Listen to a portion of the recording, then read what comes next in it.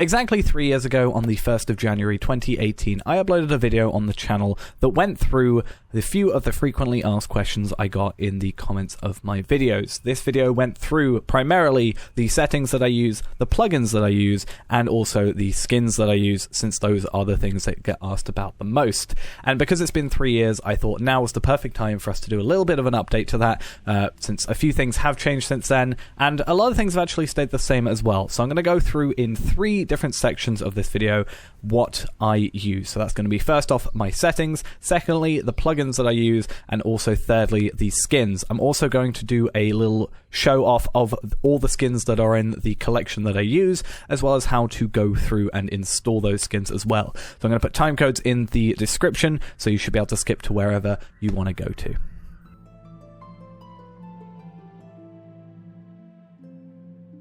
Okay, so first things first is our settings. There are 2 main things that have changed since the last time we did this video, so I'm going to go through those 2 things first, and then I'm just going to go through everything else that has pretty much stayed the same. So we're going to go back, open our UI up, and go into options. So the first thing you won't be able to tell from here, but it was that we are using the 64-bit client now. At the time of the last video, it wasn't available, so we weren't using it. Currently, you can change that in the launcher options when you first boot up the game.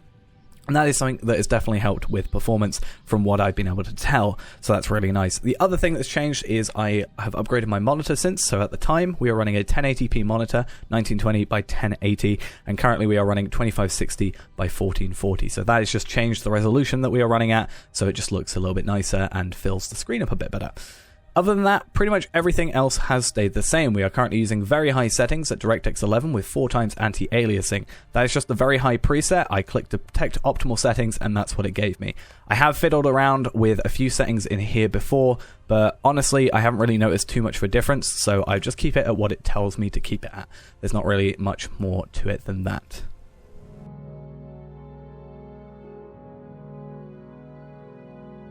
Okay, so the next thing is our plugins, and this is probably what's changed the most in the last 3 years. A lot of the plugins from that previous video I no longer use on a daily basis. Currently, I am only using 5 plugins, and one of those I'm only using on the Legendary server. So I'm going to quickly go through all 5 of those and just go through why I use them.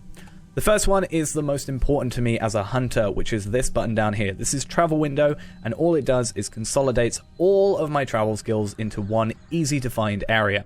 So if I want to go to the 21st Hall, all I have to do is click there and right click on that button. I don't need to press K and then search, and it's just a lot quicker than doing that. So it's really easy. As a hunter, it's amazing, but pretty much as any character you can find uses for it. You can also have your milestone skills as well as return skills on there as well, though as a hunter, I opt not to do that. The second one is also very useful to me, but really only at certain times of the year, and that is Festival Buddy. So you can do /festival into the chat and it will bring up this window. So currently the Yule Festival is running. I have 150 tokens and I have 5 gold tokens. So what I can do is I can choose whichever festival I want, and then it gives you a few interesting things. So right now, if I want to do biggest stomach of them all, it will give me a few little tips about it. Like if I eat berries, it's only going to give me -1, whereas if I have bread, it's going to give me -15 run speed. So it gives you a few tips. Or in the situation with finding an item, it can also tell you the coordinates of an item. So you can also do that. And it also has some alias skills that you can use for /cheer when, for example, you're doing the Abominable Snowbeast quest. So very useful, but only when you're doing festivals, not really on a daily basis. So the third one is then going to be the daily tasks. So I use this pretty much at the end of every play session. Currently, you can do 5 daily tasks minimum per day, and that can slowly increase as you do them. But it can be a bit tricky to know what you can give in or where. So if you do /DT, it will show you all the items from all your characters. I currently have this running on 3 characters. It will show you all the places or all the items that you have and all the places you can give them in. So anything green you have got completed, anything yellow you don't, anything red obviously you have 0 of, so you shouldn't even see it. Then if you press DTC, you can also see the ones that are completed only, and then where you can give them in. So if I want to give in 2 sets of ornate sword chiefs at 4 lore, I could, or more likely I'll just sell them. Then the fourth one we have is Epic Battles plugin. So obviously this is very useful when you're doing epic battles. So down here we have this little icon, double click on it and it will show you some epic battle stuff. When you go onto an epic battle, it will tell you when the waves are coming, how long they take, how many enemies you've killed, when the side quest is going to start, and also it works out what side quests you are going to have so you can prepare for them better. When you're actually doing epic battles, it can be very useful. However, I tend to just keep it down in the bottom right corner when I'm not using it. And the final one is the plugin that I only use when I'm on the legendary server, is this one right down here. This is Stable Guy, and it's really useful if you're not a hunter, because what it does is it works out the quickest route between two places. So I choose the region I want to go to, the area within that region, and then where I want to go to, and then I click down here and it will calculate the shortest route to that location, and it just makes it a lot easier to get from point A to point B in not only the cheapest way, but also the quickest.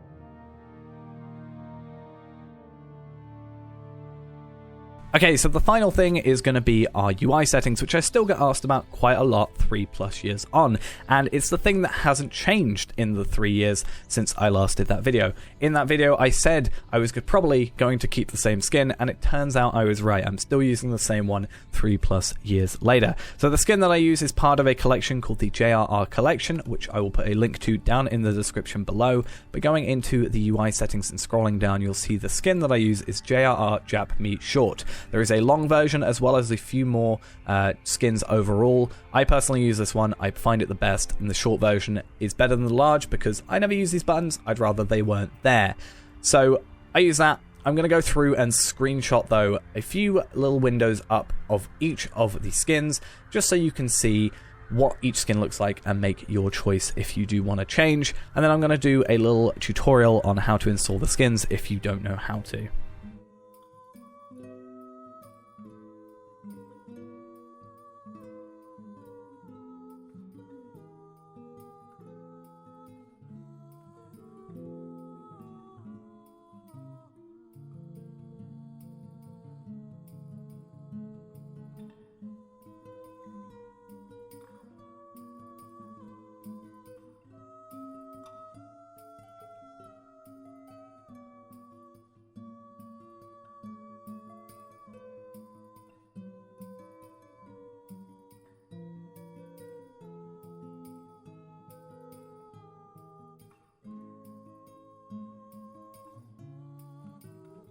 Okay, so we're going to quickly go through how to install these skins for anyone that hasn't done so before. What I've done for this is I've cleared up both my Documents folder as well as my Lord of the Rings Online folder. So we're going to quickly open up Windows Explorer, go into Documents and the Lord of the Rings Online. This is where your screenshots, your preferences, and your key maps will all be saved. It is also where we're going to be saving our skins. Now there's a folder in here called UI. If you don't have it, all you're going to quickly do is make a UI folder, and within there are going to be 2 more folders if you do have it already. There's going to be one called Layouts and one called Skins. The one we're worried about is one called Skins, so we're going to make that if we do not have that folder, and we're going to open that up. We're going to go into our Documents now and open up the JRR Skins Collection zip file. Currently, we are on version 28.2 as of the time of recording. Now we're going to put that on the right side of the screen and skins on the left side of the screen, and all we need to do is take this file and drag it over to this folder. And that's you done. All you need to do now is log into a character, go into Options, click on UI, and go into the drop-down menu and choose which one you want. It's taken us so long to record this video, it is now nighttime in Caras Galadon, but hopefully that's everything updated from our video from 3 years ago. If you have a question that I didn't answer in this video though, that you want to know, leave it in the comments down below and I will try and get to you as soon as possible. And if you aren't already, make sure you subscribe. We do upload a lot of Lotro content on this channel, as well as I'm trying to sprinkle in a few more things this year alongside it. But other than that, hope you enjoyed, and I'll see you in the next video. Bye bye.